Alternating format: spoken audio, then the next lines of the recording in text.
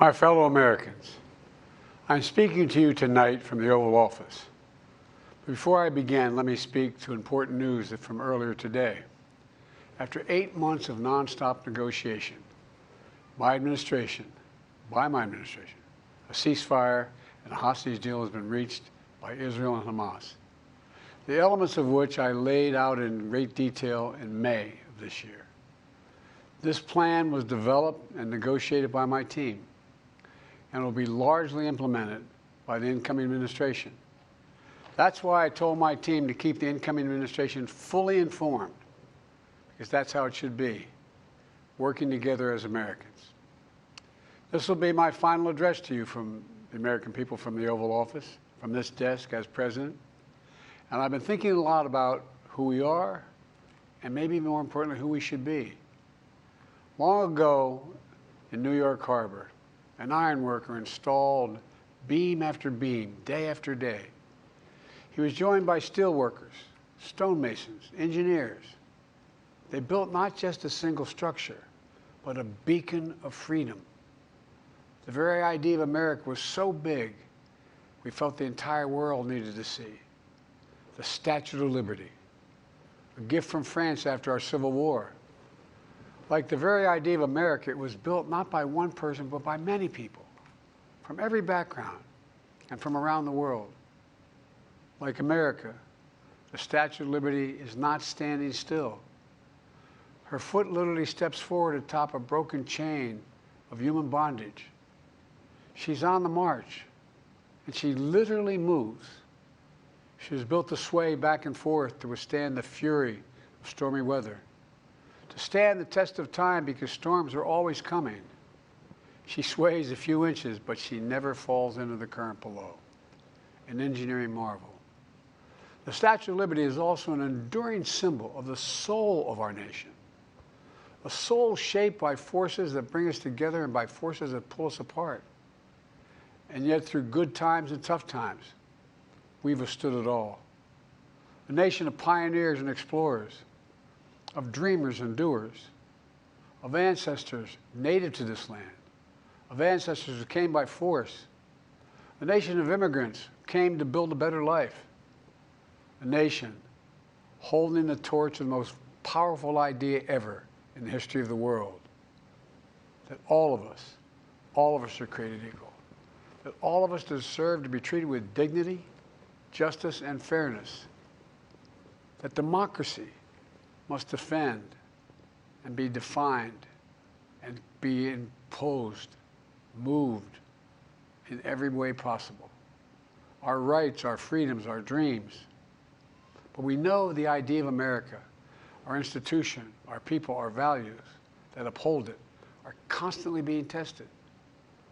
Ongoing debates about power and the exercise of power, but whether we lead by the example of our power or the power of our example, whether we show the courage to stand up to the abuse of power or we yield to it. After 50 years at the center of all of this, I know that believing in the idea of America means respecting the institutions that govern a free society, the presidency, the Congress, the courts, a free and independent press, institutions that are rooted, they just might not reflect the timeless words, but they echo the words of the Declaration of Independence. We hold these truths to be self-evident. Rooted in the timeless words of the Constitution, we the people. Our system of separation of powers, checks and balances, it may not be perfect, but it's maintained our democracy for nearly 250 years, longer than any other nation in history that's ever tried such a bold experiment. In the past 4 years, our democracy has held strong. And every day I've kept my commitment to be president for all Americans through one of the toughest periods in our nation's history. I've had a great partner in Vice President Kamala Harris. It's been the honor of my life to see the resilience of essential workers getting us through a once-in-a-century pandemic, the heroism of service members and first responders keeping us safe, the determination of advocates standing up for our rights and our freedoms, instead of losing their jobs to an economic crisis that we inherited. Millions of Americans now have the dignity of work. Millions of entrepreneurs and companies creating new businesses and industries, hiring American workers, using American products. And together, we've launched a new era of American possibilities. One of the greatest modernizations of infrastructure in our entire history, from new roads, bridges, clean water, affordable high-speed internet for every American. We invented the semiconductor, smaller than the tip of my little finger, and now is bringing those chip factories and those jobs back to America where they belong, creating thousands of jobs. Finally, giving Medicare the power to negotiate lower prescription drug prices for millions of seniors. And finally, doing something to protect our children and our families by passing the most significant gun safety law in 30 years and bringing violent crime to a 50-year low, meeting our sacred obligation to over 1 million veterans so far who are exposed to toxic materials, and to their families, providing medical care and education benefits and more for their families.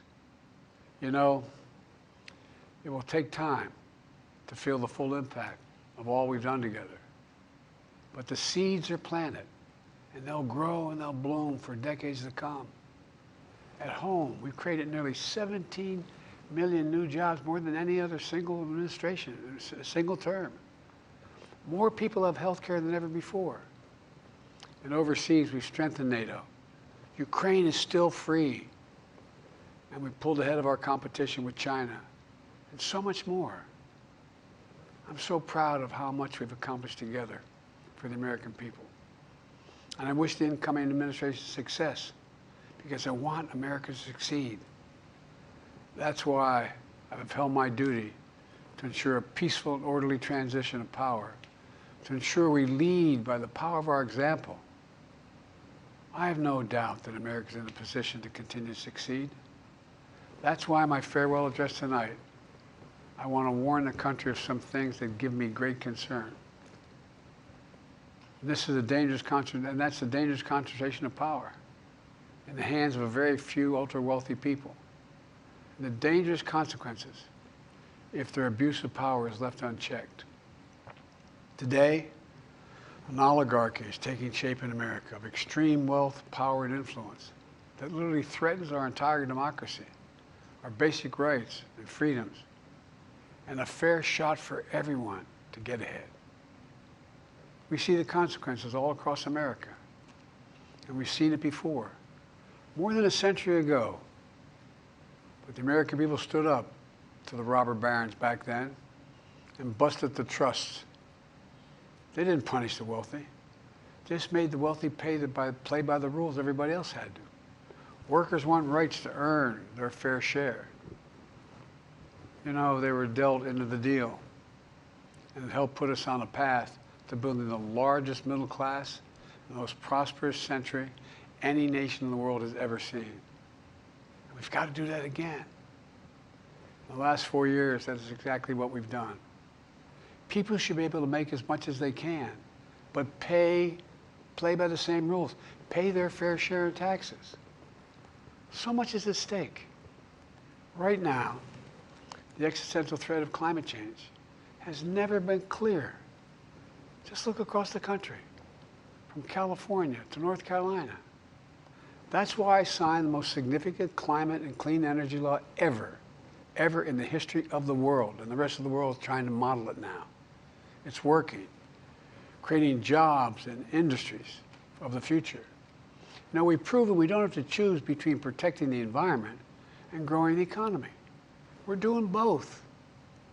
But powerful forces want to wield their unchecked influence to eliminate the steps we've taken to tackle the climate crisis, to serve their own interest for power and profit. We must not be bullied into sacrificing the future of our children and our grandchildren. We must keep pushing forward and push faster. There's no time to waste. It's also clear that American leadership in technology is an unparalleled source of innovation that can transform lives. We see the same dangers of the concentration of technology, power, and wealth. You know, his farewell address, President Eisenhower spoke of the dangers of the military-industrial complex. He warned us then about, and I quote, the potential for the disastrous rise of misplaced power, end of quote. 6 decades later, I'm equally concerned about the potential rise of a tech-industrial complex that could pose real dangers for our country as well. Americans are being buried under an avalanche of misinformation and disinformation, enabling the abuse of power. The free press is crumbling. Editors are disappearing. Social media is giving up on fact-checking. The truth is smothered by lies told for power and for profit. We must hold the social platforms accountable to protect our children, our families, and our very democracy from the abuse of power. Meanwhile, artificial intelligence is the most consequential technology of our time, perhaps of all time. Nothing offers more profound possibilities and risks for our economy and our security, our society, for humanity. Artificial intelligence even has the potential to help us answer my call to end cancer as we know it. But unless safeguards are in place, AI could spawn new threats to our rights, our way of life, to our privacy, how we work, and how we protect our nation. We must make sure AI is safe and trustworthy and good for all humankind. In the age of AI, it's more important than ever that the people must govern. And as the land of liberty, America, not China, must lead the world in the development of AI. You know, in the years ahead, it's going to be up to the president, the presidency, the Congress, the courts, the free press, and the American people to confront these powerful forces. We must reform the tax code, not by giving the biggest tax cuts to billionaires, but by making them begin to pay their fair share. We need to get dark money. That's that hidden funding behind too many campaigns contributions. We need to get it out of our politics. We need to enact an 18-year time and term, for the strongest ethics reforms for our Supreme Court. We need to ban members of Congress from trading stock while they're in the Congress. We need to amend the Constitution to make clear that no president is immune from crimes that he or she commits while in office. The president's power is not limited. It's not absolute, and it shouldn't be. And in a democracy, there's another danger to the concentration of power and wealth. It erodes a sense of unity and common purpose. It causes distrust and division. Participating in our democracy becomes exhausting and even disillusioning. And people don't feel like they have a fair shot. We have to stay engaged in the process. I know it's frustrating. A fair shot is what makes America, America. Everyone's entitled to a fair shot. Not a guarantee, but just a fair shot. An even playing field. Going as far as your hard work and talent can take you. We can never lose that essential truth, remain who we are. I've always believed, and I've told other world leaders, America can be defined by one word: possibilities. Only in America do we believe anything is possible. Like a kid with a stutter from modest beginnings in Scranton, Pennsylvania, and Claremont, Delaware, sitting behind this desk in the Oval Office as President of the United States. That's the magic of America. It's all around us. Upstairs in the residence of the White House, I've walked by a painting of the Statue of Liberty I don't know how many times. In the painting, there's several workers climbing on the outstretched arm of the statue that holds the torch. It reminds me every day I pass it of the story and soul of our nation and the power of the American people. There's a story of a veteran. This is a veteran, a son of an immigrant, whose job was to climb that torch and polish the amber panes so rays of light could reach out as far as possible. He was known as the keeper of the flame. He once said of the Statue of Liberty, quote, "speaks a silent universal language, one of hope that anyone who seeks and speaks freedom can understand." Yes, we sway back and forth to withstand the fury of the storm, to stand the test of time. A constant struggle, a short distance between peril and possibility. But what I believe is the America of our dreams is always closer than we think. And it's up to us to make our dreams come true.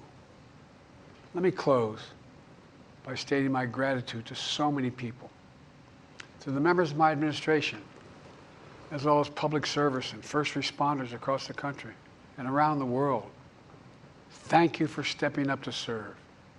To our service members and your families, it's been the highest honor of my life to lead you as Commander-in-Chief. And of course to Kamala and our incredible partner, the historic Vice President.